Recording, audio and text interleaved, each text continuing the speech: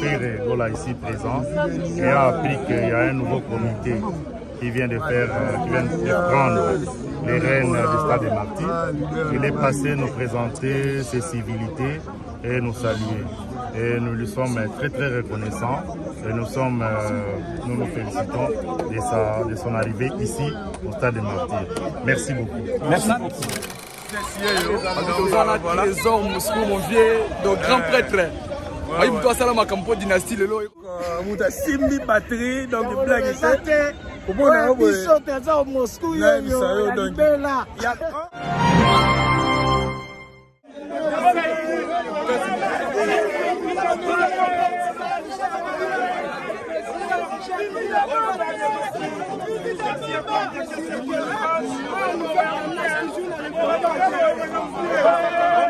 Donc, on est là sur le terrain.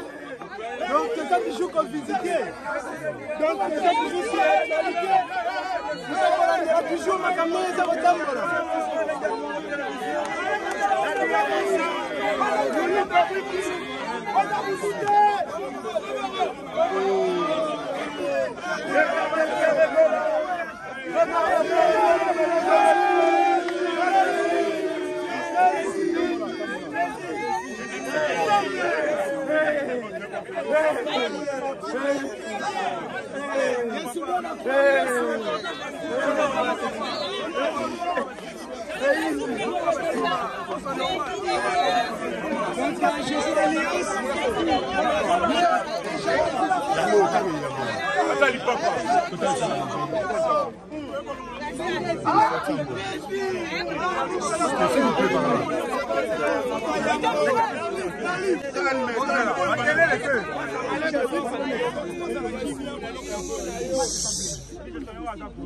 Merci, cher Kabu. Merci. Disciplinez-vous, hein?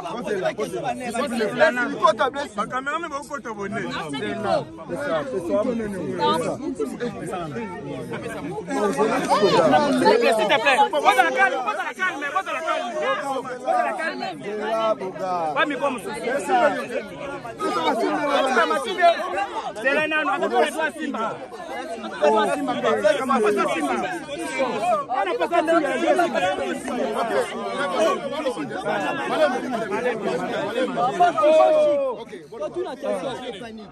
Maître Moutou, maître Moutou.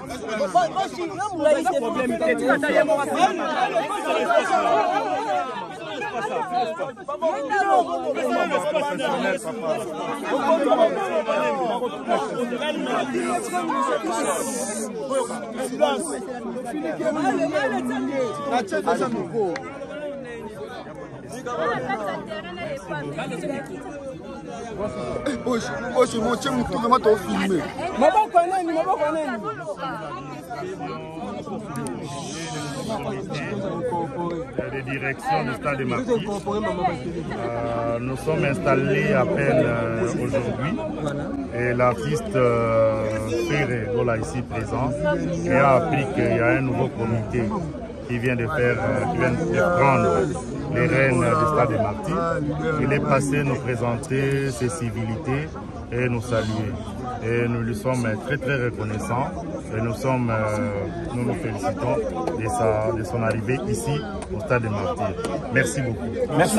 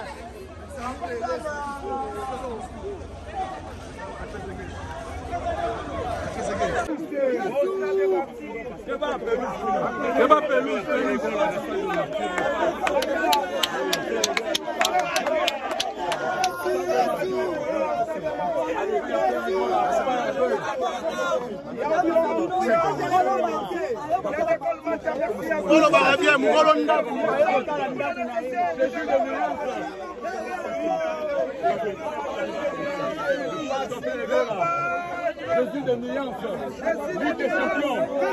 Derrière nous, Papa Kouloutou. Keba Kuna, Keba, distance, distance.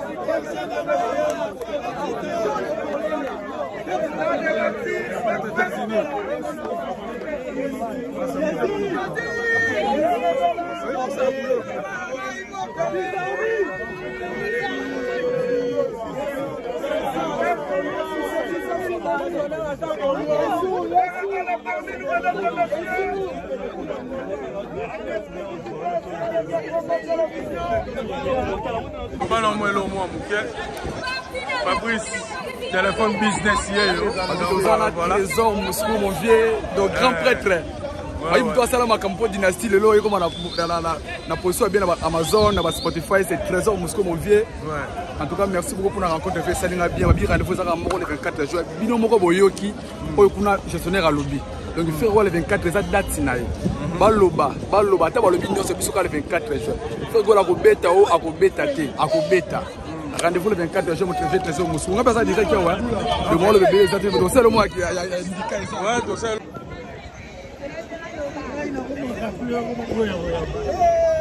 Nicolas Eyo. Donc, vous avez Simbi batterie, donc il blague ici. Pour moi, on a Moscou. Il y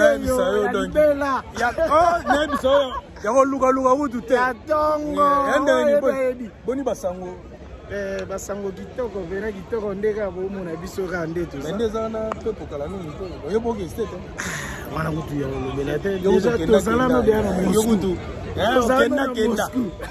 okenda tozala no déjà kuna tozala zala o matako ngamba okende tolinga pena koloba te po biso toakala biso bataba bla bla bla bato bafala to ate biso za te ke oliaki moi olamba moi soso na ndaku no yo lakisa na TV te biso za raté biso oya biso to olamba to bomba ka ya kobomba donc ya voyager ku teza na ya koloba te po chez les padres tout mbote donc présence ya ferré okitina donc fallait ka bossa akita sur le terrain pour moi blablabla mon boy ezo eloba matoke martyr ezate le 24 juin masolo ezate fallait que les padres akita alaxake le 24 juin bazobanga yango basaka ba maramba bongo vena ngai nani Robert Lando ayebi makambo oyo bayebi ke le 24 juin bina awa tokoyindisa ya kosakana te eza kobina te eza koyemba nde donc yemba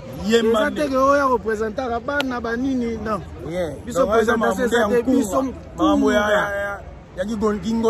ngodi oyo papa yemba tikela mais oza na bapartition ya sika oyo kobeta na stade wana mais il faut na yamba vraiment il faut na yamba mais on est na yamba na plateau de l'excellence plateau na biso ndenge ville faut na yamba to solo là normalement sali déjà na bapartition en tant que partition belé nga sali belé na mona ngou bete belé ba obeta beta sango déjà kataraka donc na biloko belé bena do mémoire maintenant on yamba to solo sur le plan vraiment artistique on aime ça biso ba biloko memi monde wana c'était wana musical mambo eze belé na zapte no betaka sebe no betana ba rumba na ba studio ba live obetaka ba slow obetaka ba R&B avant déjà salam belé Moscou yo Dumber